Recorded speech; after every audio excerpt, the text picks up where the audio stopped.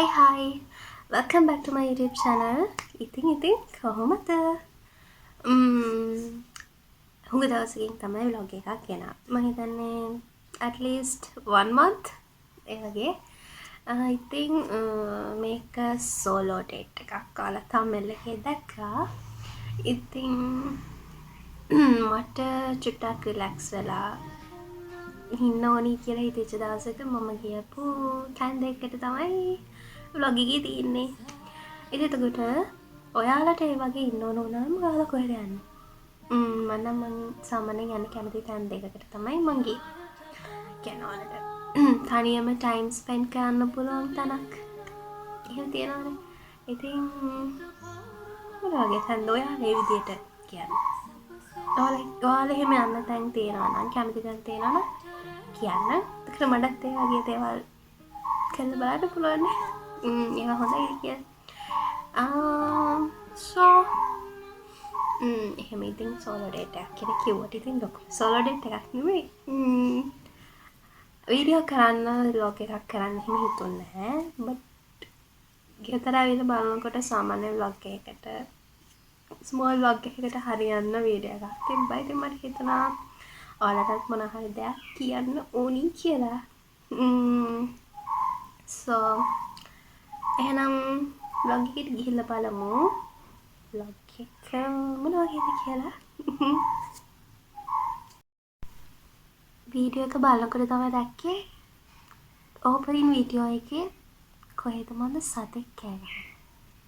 මම දන්නේ නැත්නම් කවුද කියලා වීඩියෝ එක බලනකොට තමයි දැක්කේ. It's okay. but ඒක sound වැඩිද? comment. Sorry. මේ කොහෙද කියලා ඔයාලා දන්නව නේද? මං දන්නවා ඔයාලා දන්නවා කියලා. ඉතින් මං යන්න ආසම තැනක් තමයි මෙතන කියලා කියන්නේ. මෙතනට ගිහිල්ලා මට මං වෙලා තනියම මං ගැන දේවල් කියන්න මාව අහන් ඉන්න එකම තැන තමයි මේක. ඔයාලත් යනවද?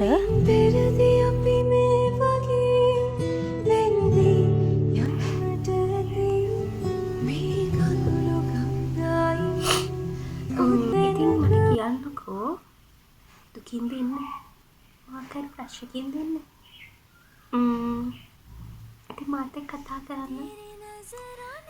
ඔයාලට මොන හරි ප්‍රශ්නයක් නම් මට කියන්න. අපි ඒවා බෙදාගමු. මම හිතනවා ඒකෙන් ඔයාලගේ හිත නිදහස් වෙයි කියලා. එහෙම කියන්න මට. මැත්තෙන් කියවන ඉවරයක් නෑ නේද අනේ. ඇත්තටම ඉතින් අද vlog එක මික්ස් එකක් වගේ තමයි. අච්චාරුවක් වෙලා තියෙන්නේ. කොහොම හරි චර්ච් එකේ ඉඳලා මං එළියට ඇවිල්ලා මට යන්න ඕන තව තැනකට. solo date එකක් නේ. ඉතින් මං කොහෙද ගියේ? ඔයාලා හරි බීච් එකට තමයි. ඇත්තටම මම ගියේ සන්සෙට් එක බලන්නයි. මට ටයිම් මං හිතන්නේ වෙලාවට 4ට 5ට විතර ඇති. මට ටයිම් එක මදි වුණා. මට ආයි ගෙදර එන්න වුණා. ඉතින් මේ අච්චාරු vlog එකේ මං ගියපු තැන් දෙක තමයි ඉතින්. කඳුළු බර වැඩි දවස් මං ගියේ චර්ච්. මොකද මට ඉතරදී හරිම අමුතු ෆීල් එකක් තියෙන. කියන්නේ මගේ හිත නිදහස් වෙනවා. මම දන්නවා මම බුද්දිස්ට් කියලා but අපිට එහෙම චර්ච් යන්න එහෙම එකක් නෑනේ. ඕනම කෙනෙක්ට යන්න පුළුවන්. අපිට ඕනම දෙයක් ගිහිල්ලා කියන්න පුළුවන්. හැමෝටම යන්න පුළුවන්. ඉතින් ඊට පස්සේ මම හිතුණා මම ඒක ප්ලෑන් කරගෙන ඉඳියේ නැහැ. බීච් එකට යන්න ඕනේ කියලා ගෝල්ෆ් රේස්. ඉතින් මම එතනට ගිහිල්ලා චුට්ටක් වෙලා හිටියා තනියම. සන්සෙට් එක බලන්න තරම් මට ටයිම් එකක් තිබ්බේ නැහැ. හවස අපිට පාටි එකක් තිබ්බා. ඉතින් ඉක්මනට එන්න ඕන වුණා. ඉතින් සන්සෙට් එක නිකන් මට ඉන්න බැරි වුණා. ඒත් ගෝල්ෆ් රේස් එක කියන්නේ ගොඩක් ක්‍රවුඩ් එකක් ඉන්න තැනක් නේ. ඉතින් එතන අපිට එක එක විදිහේ මිනිස්සුම දකින්න ඉන්නවා. affairs කියන්නේ couples ඉන්නවා, තනියම ආපු අය ඉන්නවා, ටිකක් old couples ලා ඉන්නවා, ඕන කෙනෙක් එතන ඉන්නවා, පොඩි බබාලා ඉන්නවා. ඉතින් අපිට ඒවා බල එහෙම ඉන්න පුළුවන්. එතකොට ස්පෙෂල් දේ තමයි beach and sunset. මම හරි ආසයි ඒකට. එහෙම තමයි ඉතින් සෝලෝ ඩේට් එක උනේ. නුඹට තුරුළු වූ විටදි දැනුණා සීතල සඳක් නොව ඔබ ඉරක් වූවා මාහට ඇත්තටම නුඹයි දන්නේ මා ගැන පුද ඇත්තටම කිව්වොත් මට චුටි උදව්වක් කරන්න මට vlog කරන්න concepts මතක වෙන්නේ නැහැ.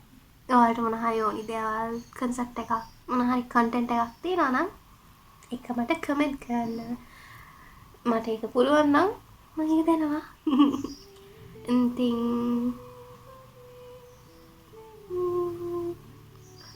නිදහස අපිට ඕනි දෙයක් නේ. නිදහස අපි ගන්න ඕනේ හින්දා අපි හැමදේම කරන්නේ. අපි ඉගෙන ගන්නේ අපි ඉගෙන ගන්නේ අපි ජොබ් කරන්නේ හැමදේම අපේ ෆ්‍රීඩම් එක වෙනුවෙන්නේ. අපි ඉගෙන ගන්න සල්ලි හම්බ කරන්න. අපි ජොබ් කරන්නේ සල්ලි හම්බ කරන්න. ඉතින් ඒකේ අන්තිම රිසල්ට් එක තමයි සතුට ෆ්‍රීඩම් එක මේ හැමදේම. ඒ හැමදේම නැත්නම් අපි මේ මොනවා කරත් වැඩක් නැහැනේ. අපිට සතුට තියෙන දේවල් අපි කරන්න ඕනි. එහෙම නැත්නම් ඇත්තටම මේ ජීවිතය හරීම uncomfortable. ඒ දේවල් නැත්නම් අපි ගෑල් ළමෙක් තමයි එහෙමයි කියලා අපිට අපි වැරදි වැඩක් කරන්න නැත්නම් අපිට ෆ්‍රීඩම් එක විඳින්න පුළුවන්. මේකට කිසිම බැරියර්ස් අපිට එන්නේ නැහැ. අපි වැරදි වැඩක් කරන්නේ නැත්නම්. ඉතින් ලංකාවේ ඉතින් සාමාන්‍යයෙන් ගෑල් ළමෙක්ට එහෙම සෝලෝ ඩේට් එකක් තනියම යන්න අමාරුයි.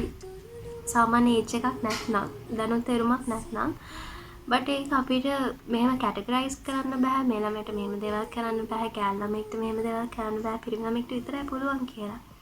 එහෙම එකක් නෑ. අපිට ඕනම දෙයක් ඕනම විදියකින් කරන්න පුළුවන්. ඒක අපේ ෆ්‍රීඩම් එක. අපි වැරදියක් කරන්නේ නැත්නම් ඒ වගේ ඉතින් දේවල් තියෙනවා අපිට කරන්න පුළුවන්. අපිට කරන්න බැරි දේවල් එහෙම තියෙනවා නැත්තේ නෑ. it's depend on you. ඒ වගේ දේවල් තමයි ඉතින් වෙන්නේ. අපිට අපේ නිදහස විඳින්න පුළුවන්. අපිට ඔයගේ කොහේ හරි ගිහිල්ලා අපිට තනියම ඉන්න පුළුවන් තැනකට ගිහිල්ලා තනියම විඳින්න පුළුවන් තැනකට ගිහිල්ලා අපේ නිදහස විඳින්න පුළුවන්.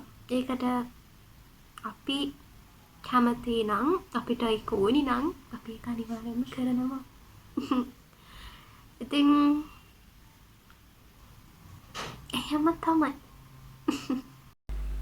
මැතින් කියවලා කොහොම හරි හවසට ගිහිල්ලා ගෙදර ගිහලා ඇවිල්ලා මොන හරි කන්න ඕනි කියලා හිතුණා. ඊට පස්සේ ඒකත් අරගෙන මම ගිහිල්ලා රෑ පාටිය නම් ඔක්කොම ඉවර වෙලා මගේ සුපුරුදු අනිත් වැඩේ කරන්න මං ගත්තා. හැබැයි මම මේ වීඩියෝ එකට සවුන්ඩ්ස් දානකොට නම් මං හෙන කාලෙකින් ඩ්‍රාමා එකක් බලලා නැහැ. මේක දකිනකොට හරිම දුකයි. කඳුළු බර වැඩි දවස් තිබුණා ඉඳ හිට නුඹට තුරුළු වූ විටදි දැනුණා සීතල සඳක් නොව ඔබ ඉරක් වූවා මාහට ඇත්තටම නුඹයි දන්නේ මා ගැන පුද වැස්සක් වැටුණා. ඉතින් වීඩියෝ එකේ එන්ඩ් එකටම ඇවිල්ලා ඉන්නේ. හොඳ ලස්සන කන්ටෙන්ට් එකක්. ඇත්තටම මට මතක් වෙන්නේ නැහැ මේ ටිකේම. මේක නම් ඉතින් සෝලෝ ඩේට් එකක් නේ. ඒ වගේ කන්ටෙන්ට් එකක් මතක් වුණකම vlog එකක් කියන්නම්. ඔයාලට මට කලින් මතක් වුණොත් කමෙන්ට් එකක් දාන්න.